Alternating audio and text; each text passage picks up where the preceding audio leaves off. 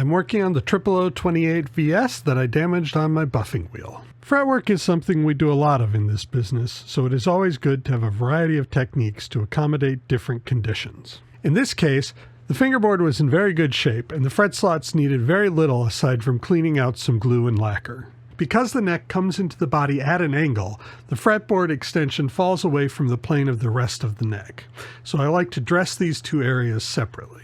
As this is a newer Martin, it has a straight radius fingerboard, so I was able to level the board with a radius block. Once I have the fingerboard sanded to 100 grit with the radius block, I switch over to a cork line sanding block. I split the neck up into 3 sections, the bass side, the treble side, and the middle, and I will count the number of strokes with each grit in each section.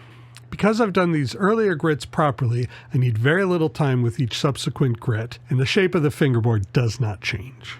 One often overlooked aspect of fretwork is the small radius between the bead of the fret and the tang of the fret. This can cause the fret to sit slightly proud of the fingerboard. To make room for this fillet, you need to chamfer the edge of the fret slots. It only takes a single stroke, maybe 2, of a triangular needle file to give the required clearance. This also helps to reduce chip out when installing or removing frets. As many ways of fretting as I've tried, I usually come back to hammering them for one simple reason. No matter what else I do, I always will have to hammer in some frets. No other system can get every fret on every guitar. Because of this, just using a hammer makes the entire process more consistent, and that consistency makes dressing the frets much easier. The enemy of a properly seated fret when hammering is rebound. You need to control the rebound of the hammer or it will cause the frets to work their way loose. This will tear up the fret slots and will make it much more difficult to keep the frets seated. Mostly this is accomplished through technique by not allowing your hammer to rebound.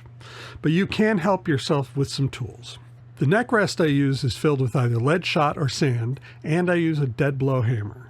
Both of these help to control the rebound. When we get to the fingerboard extension, the part of the fingerboard over the body, you have a whole other issue. The body is too flexible to support the hammer blows, and rebound makes it almost impossible to seat the frets. We used to get around this by holding a bag of lead shot inside of the guitar to back up the hammer blows, but this is very hard on the wrist and arm. Fortunately, about 30 years ago, the fine folks at Taylor Guitars, and they really are very fine folks, came up with the fret buck, which is a heavy cast iron weight that clamps onto the guitar and backs up the hammer blows. As a reminder, this guitar will be for sale when it is finished. Please comment, like, subscribe, and share this video. Check out our website for t-shirts, and come in on Saturdays for same-day setups. Thank you for watching, have a nice day, and enjoy your guitar.